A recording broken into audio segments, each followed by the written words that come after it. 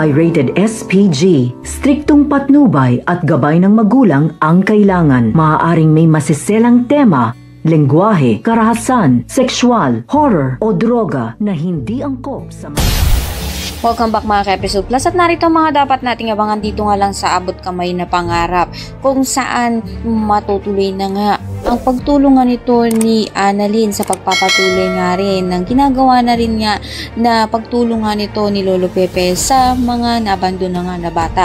Kaya naman inimbitahan nga nito ni Annalyn ito nga si Justine upang makisama nga sa kanila. Malalaman naman nga nito ni Giselle na papauwi na rin naman nga rin itong ang kanyang anak nang hindi man nga lang niya nakasama. At ayon nga dito nga kay Dr. Nyag, ayaw naman din siyang makita at makasama nga nito dahil hanggang ngayon masama pa rin ang loob nga nito. Subalit hindi nga nagtatapos ang lahat doon dahil na nga rin hindi na inaasahan nito nila Annalyn na darating nga itong si Justine sa araw nga ng kanilang charity party. Kaya naman nagulat nga siya at sinabi niya nga dito nga kay Giselle na maaari pa nga siyang bumawi. Kaya nang pakatutukan nga natin kung magtatagpo nga ba itong si Justine at itong si Giselle sa huling pagkakataon at mapatawad na nga kaya niya ang ina nga niya at lahat ng yan mga natin. Maraming salamat sa inyo.